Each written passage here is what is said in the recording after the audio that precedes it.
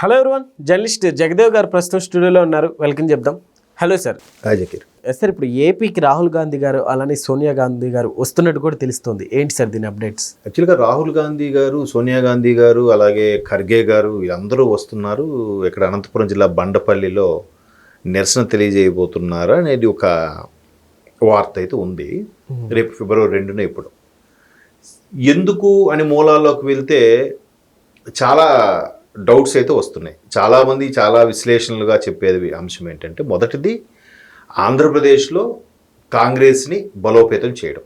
ఎందుకు? మొన్న 24 ఎలక్షన్స్ తర్వాత 100 కన్నా తక్కువగా ఉన్న ఆంధ్రప్రదేశ్లో కాంగ్రెస్ ఓటింగు అమ్మయ్య పర్వాలేదు అనిపించింది. ఎవరి వల్ల? బికాజ్ ఆఫ్ షర్మిలా గారు పిసిసి అధ్యక్షుడు. ఎందుకంటే నష్టమైన లాభమైన ఆవిడని అంటాం. డైరెక్టర్ సినిమా పోయినా హిట్టైనా డైరెక్టర్కి ఎలాగైతే ఇంపాక్ట్ ఉంటుందో ఇక్కడ షర్మిలా గారికి కూడా ఆ ఇంపాక్ట్ పడింది. సో రాజశేఖర రెడ్డి గారు తనయ. పైగా రాజశేఖర రెడ్డి గారు 2006లో ముఖ్యమంత్రిగా ఉన్నప్పుడు అప్పుడు ఏఐసిసి చైర్పర్సన్ సోనియా గాంధీ గారు, రాహుల్ గాంధీ గారు వీళ్ళందరూ వచ్చి అదే బండపల్లిలో ఈ మహాత్మా గాంధీ కార్యక్రమం ఏదైతే ఉందో పేద ప్రజలకు పథకం సంబంధించి ఇప్పుడు వికసిత్ భారత్ రోజ్గార్ ఏదైతే పేరు మార్చారో దాన్ని మహాత్మా గాంధీకి సంబంధించి ఉండేది. సో ఇప్పుడు అది ఇష్యూ నడుస్తుంది. వాళ్ళు ధర్నాలు చేయాలనుకుంటున్నారు. పేరు ఎందుకు మార్చారు అని. పథకం అలా పేరు మార్చి తర్వాత కొన్నాళ్ళకి పథకం తీసేస్తారనేది వాళ్ళ ఆరోపణ. అయితే మరలా ఇక్కడ బండపల్లి నుంచి ఎందుకు స్టార్ట్ చేయాలంటే, ఒకటి ఇక్కడే స్టార్ట్ చేశారని కాబట్టి ఇక్కడ చేస్తున్నామని చెప్పడం. రెండోది కాంగ్రెస్ని మరలా ఆంధ్రప్రదేశ్లో పునరుద్ధరణ కోసం ప్రయత్నిస్తున్నారు. ఆ రోజు చాలామంది చెప్పారు.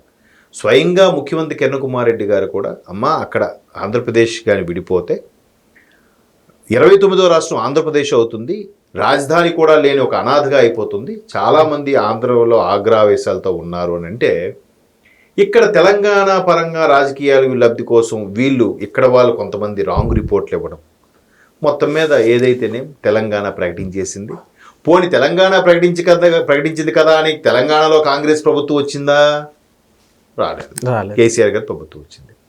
ఆంధ్రప్రదేశ్లో పూర్తిగా కాంగ్రెస్ తుడిచిపెట్టుకుపోయింది, జీరో అయిపోయింది. ఎంత దారుణం అంటే, ఆ తర్వాత ప్రత్యామ్నాయం లేక ఆ నాయకులందరూ కూడా వైసీపీలో చేరారు. మ్యాక్సిమం వైసీపీలో చూడండి, కాంగ్రెస్ నుంచి వెళ్ళిన వాళ్ళే.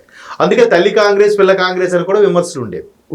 అయితే ఇప్పుడు మరలా అదే వైసీపీని కలుపుకుపోవాలని చూస్తుంది అనే వార్తలు కూడా కొన్ని వినిపిస్తున్నాయి. ఎందుకంటే అదే 2006 ఫిబ్రవరిలో నాకు బాగా గుర్తుంది. అప్పటికి గ్రాడ్యుయేషన్ అయిపోయి రిలీవ్ అయిన టైంలో ఈ రాజశేఖర్ గారు ముఖ్యమంత్రి 2004లో ముఖ్యమంత్రి అయ్యారు. అయినప్పుడు అక్కడ 2006లో మహాత్మా గాంధీ ఆ రోజ్గార్ ఏదైతే ప్రారంభించారో అప్పుడు సోనియా గాంధీ గారి కటౌటు, రాహుల్ గాంధీ గారి కటౌట్తో పాటు రాజశేఖర రెడ్డి గారి కటౌట్ కూడా పెట్టారు. పక్కనే అప్పట్లోనే జగన్మోహన్ రెడ్డి గారి కటౌట్ కూడా పెట్టడం జరిగింది. ఓకే. సో అంటే అప్పుడు జగన్మోహన్ రెడ్డి గారు రాజశేఖర రెడ్డి గారి అబ్బాయి, అప్పుడు ఎంపీ అనుకుంటా నాకు తెలిసి ఈయన జగన్మోహన్ రెడ్డి గారు. సో అప్పుడు ఏంటి ఎవరు జగన్మోహన్ రెడ్డి గారు వాళ్ళతో పాటు ఈయన కటౌట్ కూడా పెద్దగా పెట్టబడింది అంటే బికాజ్ ఆఫ్ రాజశేఖర రెడ్డి గారి క్రెడిట్, అది మేనియా ఆయనది నడుస్తుంది. సో ఇప్పుడు మరలా కాంగ్రెస్ వైసీపీని కలుపుకుపోతుందా అనే ప్రశ్నలు ఉత్పన్నమవుతున్నాయి. మరోవైపు ఈయన ఎక్కువగా బెంగళూరులోనే ఉంటున్నాడు. ఎవరు? జగన్మోహన్ రెడ్డి గారు. ఇప్పుడు గవర్నమెంట్ పోయింది, ఘోర పరాభవం, ఉన్న కొద్దిపాటి నాయకుల్ని కాపాడుకునే ప్రయత్నం చేయాలి. ఒక్కొక్కరుగా తెరమరుగు అయిపోతున్నారు.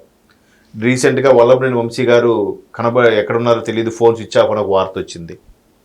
ఇకపోతే రజనీ గారు ఎక్కడున్నారో తెలియదు. రోజా గారి పరిస్థితి అలాగే ఉంది. అనిల్ కుమార్ యాదవ్ గారు అదే పరిస్థితి. అంబటి పేరు నాని గారు తప్ప మిగతా అందరూ కూడా సరిగ్గా కనబడట్లేదు. పెద్ద పెద్ద సీనియర్ నాయకులు కూడా. వీళ్ళందరూ ఏమయ్యారు? సో వీళ్ళందరూ మరలా కాంగ్రెస్ వైపు మొగ్గు చూపుతున్నారా? చెప్పలే. There is a chance. పోనీ జనసేనలోకి, టీడీపీలోకి వెళ్ళలేరు కాబట్టి జనసేనలోకి వెళ్దామన్నా పవన్ కళ్యాణ్ కూడా దారుణంగా విమర్శించారు, అక్కడికి వెళ్ళలేరు. బీజేపీలోకి వెళ్దామంటే టీడీపీ జనసేన ఎన్ఓసి ఇస్తే కానీ బీజేపీలోకి వెళ్ళలేరు. ఇంకా ఆప్షన్ ఏముంది? సో కాంగ్రెస్ ఒకటే మరలా ఆప్షన్ ఉంది. ఎందుకు? Congress national party. ఇక్కడ తెలంగాణలోను అక్కడ కర్ణాటకలోనూ కాంగ్రెస్ గవర్నమెంట్ ఫామ్ చేసింది రేవంత్ రెడ్డి గారు ముఖ్యమైన నేతృత్వంలో. రేవంత్ రెడ్డి గారు కూడా ఏమన్నారు, షర్మిలమ్మ గారి నాకు సాయం అడగాలే కానీ వెంటనే వెళ్ళి ఆంధ్రప్రదేశ్లో ప్రచారం చేయడానికి నేను సిద్ధమే అన్నట్టుగా రేవంత్ రెడ్డి గారు ఒక స్టేట్మెంట్ కూడా ఇచ్చారు అవును. అప్పట్లో.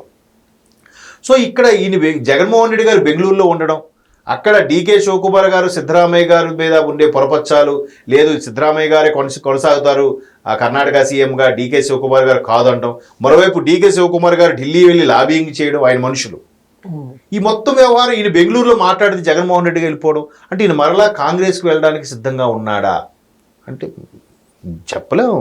రాజకీయాల్లో ఏదైనా సాధ్యమే. శాశ్వత శత్రుత్వం ఉండదు, శాశ్వత మిత్రుత్వం ఉండదు.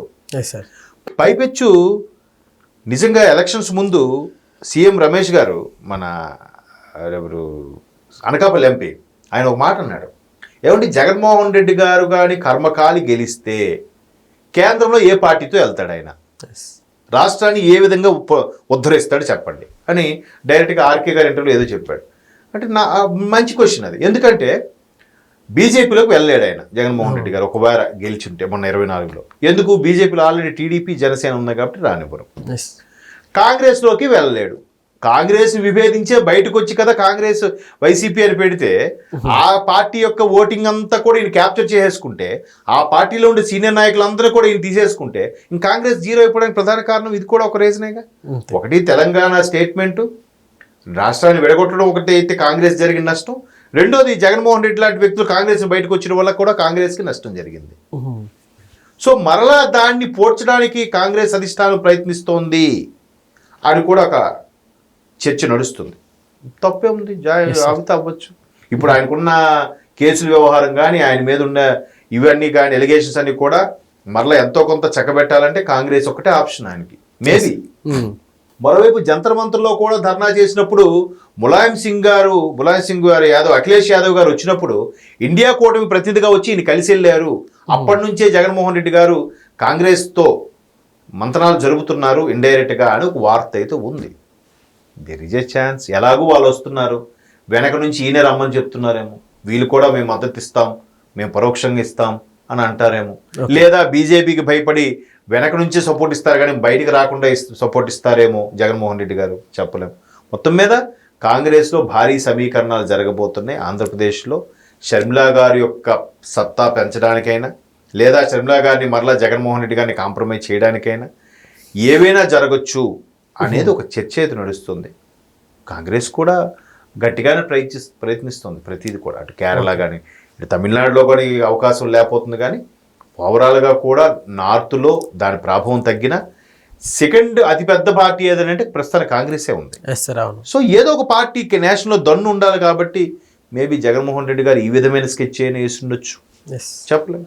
చూద్దాం. ఏదైనా ఫిబ్రవరిలో మరలా 2వ తేదీన ఇప్పుడు జరిగే రోజ్గార్కి సంబంధించి మహాత్మా గాంధీ రోజ్గార్ పేరు తీసేశారు కాబట్టి ఇప్పుడు ప్రస్తుత ప్రభుత్వం పెట్టిన వికసిత్ భారత్ పేరుని మరలా మార్చాలని చేస్తున్న ధర్నా వల్ల మన రాష్ట్రంలో ఎటువంటి రాజకీయ సమీకరణలు జరుగుతాయో ఫిబ్రవరికి వెయిట్ అండ్ సీ.